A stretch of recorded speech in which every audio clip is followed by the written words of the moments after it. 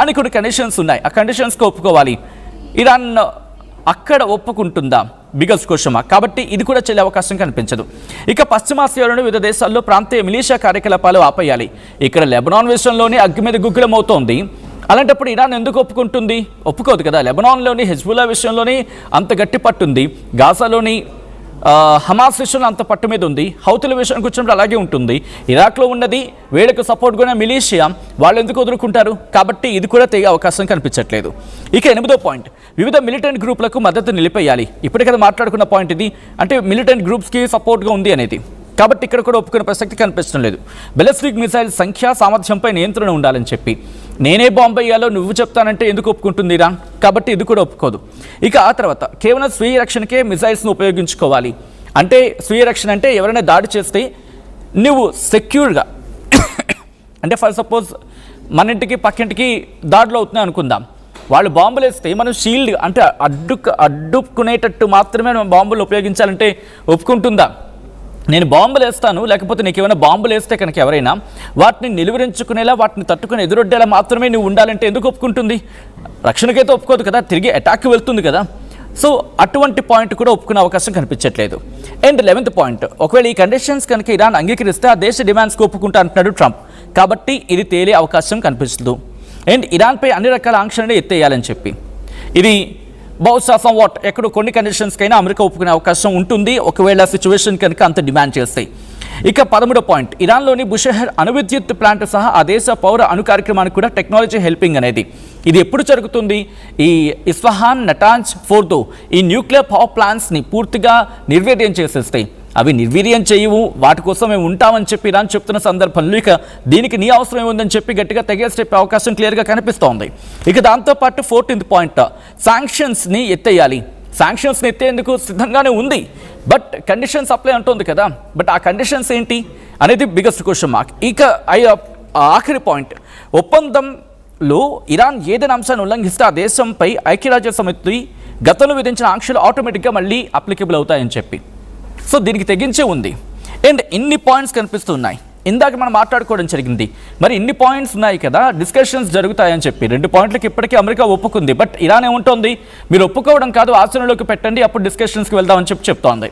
అలా అన్నప్పుడే కదా ట్రంప్ పెట్టిన కండిషన్స్. ట్రంప్ ఇప్పుడు అగ్గి మీద గుగ్గులం అవుతూ ఉన్నాడు. ముందు మీరు ఇలా చెప్పి అలా ఉండవు ఏంటని చెప్పి. బట్ ఇదే టాక్స్ ఇప్పుడు సాయంత్రం 5 గంటలకు అరౌండ్ 5 గంటల ప్రాంతంలో ప్రారంభం కాబోతున్నాయి. 5, 5:30, 6 కొన్ని గంట అటు ఇటు అనుకున్నాం. 5 నుంచి 6 మధ్య టాక్స్ ప్రారంభమయ్యే అవకాశం ఉంది. మరి డైరెక్ట్ టాక్స్ ఉంటాయా, ఇండైరెక్ట్ టాక్స్ ఉంటాయా? ఇప్పుడున్న పరిస్థితుల ప్రకారం ఇవి డైరెక్ట్ టాక్స్ ఉండే అవకాశం లేదు అనేది వినిపించిన మాట. సో ఎలా జరగచ్చు? ఇటు వీళ్ళు వెళ్ళి అంటే ఇరాన్ డెలిగేషన్ ఇప్పటికే చేరుకుందన్న మాట వినిపిస్తోంది. అఫీషియల్ కన్ఫర్మేషన్ ఇంకా కొన్ని రావాలి. ఎందుకంటే ఇక్కడ ఇరాన్ వర్షన్ ఇరాన్ మీడియా చెప్తోంది, అమెరికా వర్షన్ అంతర్జాతీయ మీడియా చెబుతుంది. కాబట్టి ఇక్కడ క్లారిటీ కనిపించట్లేదు అంతగా. బట్ ఒకవేళ కొంత సోర్స్ ప్రకారం తీసుకున్నప్పుడు ఇరాన్ డెలిగేషన్ చేరుకుంది అనుకుందాం. చేరుకున్నప్పుడు ముందుగా ప్రధాని షహబాజ్ షరీఫ్ ఇస్లామాబాద్లోని ఆయన ఇంటికి వెళ్తారు. అంటే షహబాజ్ షరీఫ్ ఇంటికి వెళ్తారు, వెళ్ళి ఆయన్ని గౌరవప్రదంగా కలవడం జరుగుతుంది. ఫస్ట్ ఇరాన్ డెలిగేషన్స్ వెళ్ళి కలుస్తుందని చెప్తూ ఉన్నారు.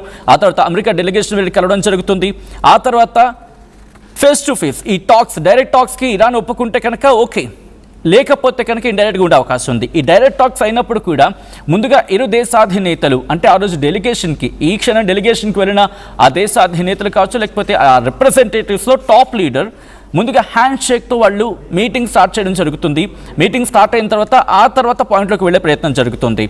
అండ్ ఇక్కడ ఇంట్రెస్టింగ్ పాయింట్, డిస్కషన్ ప్రారంభమవుతుంది ఓకే, బట్ ఇక్కడ పాకిస్తాన్ పాత్ర ఏంటనేది, పాకిస్తాన్ పాత్ర గురించి మాట్లాడుకుంటున్న క్రమం.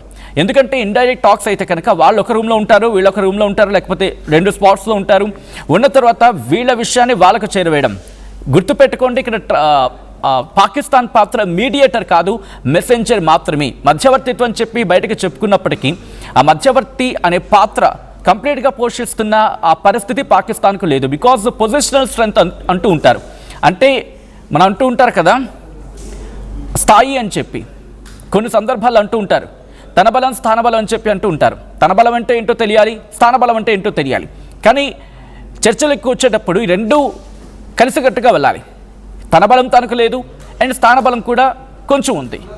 బట్ ఈ 2 ఆస్పెక్ట్స్లో కేవలం పాకిస్తాన్ పాత్ర కేవలం మెసెంజర్ పాత్ర మాత్రమే. ఇండైరెక్ట్ టాక్స్కి వెళ్తే డైరెక్ట్ టాక్స్కి వెళ్ళే అవకాశం కనిపించట్లేదు. బికాస్ కొద్దిసేపటి క్రితం మనం మాట్లాడుకున్నట్టుగా ఇరాన్ ఏముంటోంది, పూర్తిగా కంప్లీట్లీ డిస్ట్రస్ట్తోనే మేము ఈ డిస్కషన్కి రావడం జరుగుతుంది అని అర్థం వచ్చేలా మాట్లాడుకొచ్చింది. అంటే పూర్తిగా అపనమ్మకంతోనే వస్తున్నామని చెప్పి. సో నమ్మకం ఎవరి మీద లేదు, మరి పాకిస్తాన్ మీద కూడా లేనట్టే కదా ఈ పరిస్థితులు చూస్తూ ఉంటే. సో వీటన్నిటితో పాటు జరుగుతున్న పరిణామాలు కాబట్టి ఈరోజు రాత్రి ఈ డిస్కషన్స్ జరిగాయి. సాయంత్రం 6 లేకపోతే 5 గంటలకు ప్రారంభమవుతాయి.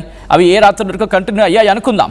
ఒకవేళ అమెరికా అన్నట్టుగా ట్రంప్ అన్నాడని చెప్పి ఇంటర్నేషనల్ మీడియా కోట్ చేస్తున్నట్టుగా సోషల్ మీడియాలో చాలా తీవ్రమైన డిస్కషన్ జరుగుతోంది. ఒకవేళ ఈరోజు రాత్రికి ఏమైనా తేల్చకపోతే కనుక బహుశా తీవ్రమైన దాడికి దిగే అవకాశం ఉంది. ఎందుకు నువ్వు ఈ మాట అంటున్నావు అని చెప్పి సచిన్ అని చెప్పి మీ క్వశ్చన్ మార్క్ రావచ్చు గాక. Let me quote one thing here. నిన్నే ట్రంప్ ఒక స్టేట్మెంట్ ఇచ్చాడు, పవర్ఫుల్ రీస్టార్ట్ అని చెప్పి. What does it mean? Powerful restart అంటే ఏంటి? ఏం చేస్తాడు పవర్ఫుల్ రీస్టార్ట్ అంటే? మనం నిన్న మాట్లాడుకోవడం జరిగింది. ఆ పవర్ఫుల్ రీస్టార్ట్ బటన్ నొక్కే అవకాశం ఉంటుంది.